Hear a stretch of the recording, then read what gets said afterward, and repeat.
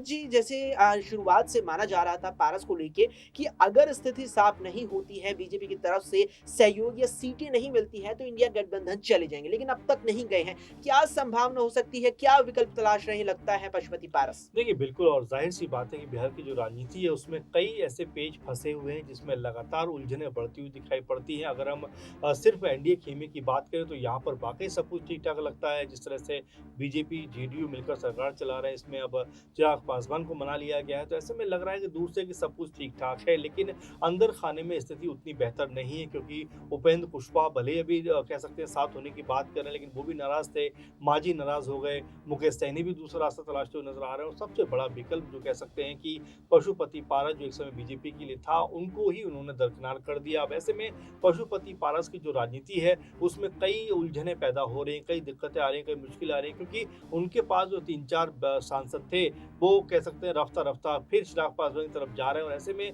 चिराग पासवान चाहे उनके भाई जो प्रिंस राज हों या फिर उनके एक और सांसद बीना हों जी। या फिर महबूब कैसर हों, और ये लगातार ऐसे नाम हैं जो अब फिर से चिराग पासवान के करीब जाते हुए नज़र आते आते हैं। तो ऐसे में जी। क्या पशुपति पारस की जो राजनीति है, अब उसके ऊपर यहाँ विराम लगता हुआ दिखाई पड़ेगा और क्या वापस वो जो है एलजेपी खेमे का हिस्सा बनने वाले हैं? क्योंकि यहाँ पर अगर देखा जाए तो एलजेपी एक मजबूत पार्टी के तौर पर हमने देखा कि 2014 और 19 में नज़र आई, क्योंकि बीजेपी के साथ में ये पार्टी मिलकर चुनाव लड़ रही थी। साथ में एलजेपी का पूरा कुनबा एक साथ था। लेकिन जैसे ही 2020 में जो रामविलास पासवान का निधन होता है, उसके बाद ये पार्टी में एक अजीब तरह का संकट छा जाता है, क्योंकि यहाँ पर पशुपति पारस लगभग 5 सांसद लेकर अलग हो जाते हैं और एकमात्र जो कह सकते हैं सांसद के तौर पर सिर्फ चिराग पासवान रह जाते हैं। ऐसे में यही बात लगातार बारंबार उठ के सामने आती थी अक्षय की क्या पशुपति पारस को ज़्यादा भाव मिलेगा एनडीए के अंदर, लेकिन जब कुनबे की लिस्ट निकल कर सामने आती है, उसमें ये देखने को मिला कि चिराग पासवान को तो 5 सीटें दी गई, जी। लेकिन